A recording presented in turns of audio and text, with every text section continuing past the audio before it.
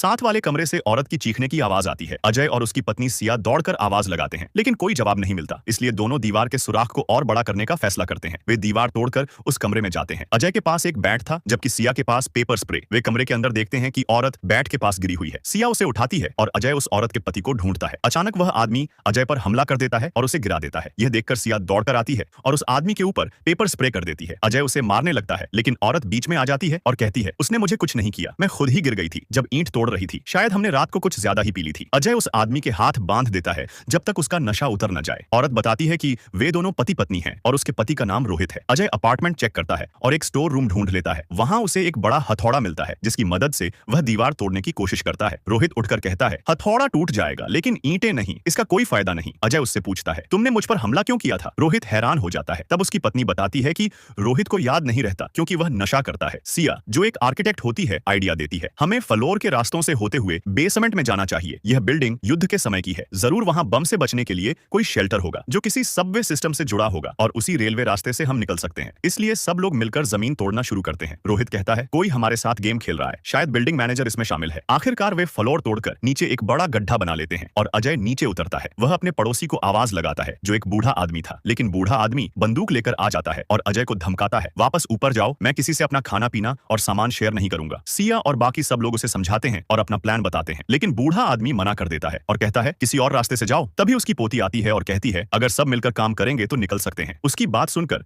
बूढ़ा आदमी मान जाता है और सब लोग नीचे उतर आते हैं। अजय रोहित के हाथ खोल देता है और कहता है, अब मदद करो, हमें जमीन तोड़नी है। अचानक अजय को एक डिवाइस दिखाई देता है। जब वह खोलता है तो अंदर कैमरा होता है। वह बूढ़े आदमी से पूछता है, क्या यह कैमरा तुमने लगाया है? बूढ़ा आदमी कहता है, नहीं, यह बिल्डिंग मैनेजर ने लगवाया था। अजय दूसरी जगह भी एक और डिवाइस खोलता है, उसमें भी कैमरा होता है। रोहित कहता है, कोई हमारे साथ स्क्विड गेम की तरह खेल रहा है और हमें यहाँ फंसा दिया है। वह इंसान कैमरे से हमें देख रहा है और वह और कोई नहीं, बिल्डिंग मैनेजर है, यही इस गेम का मास्टर है। उनकी पत्नियां कहती हैं, हमें उससे पूछना चाहिए, वह तो अगल वाले फ्लैट में ही रहता है। सब लोग मिलकर दीवार तोड़ते हैं और उसके कमरे में जाते हैं, लेकिन यह देखकर दंग रह जाते हैं कि बिल्डिंग मैनेजर मरा हुआ है। उसके दोनों हाथ काट दिए गए थे और आसपास खून बिखरा पड़ा था। उसके हाथ वहां से गायब थे। रोहित को उल्टी होने लगती है और वह वॉशरूम चला जाता है। तब उसकी पत्नी भी पीछे जाती है। सिया भी घबरा जाती है और कमरे से बाहर चली जाती है। अजय बिल्डिंग मैनेजर का फोन चेक करता है, जिसमें उस दीवार की बहुत सारी तस्वीरें थीं। फिर सब लोग दोबारा जमीन तोड़ना शुरू करते हैं। सिया अजय को एक न्यूज आर्टिकल दिखाती है, जिसमें उसी आग का जिक्र होता है। उसे लगता है कि जरूर इन सब के बीच कोई कनेक्शन है। अचानक जोर से जमीन टूट जाती है, जिससे अजय, रोहित और उसकी पत्नी नीचे गिर जाते हैं। सिया नीचे आकर अजय को संभालती है, जबकि रोहित और उसकी पत्नी भी खुद को संभाल लेते हैं। Thanks for watching, like, subscribe and stay connected with Adult सिनेवर्स।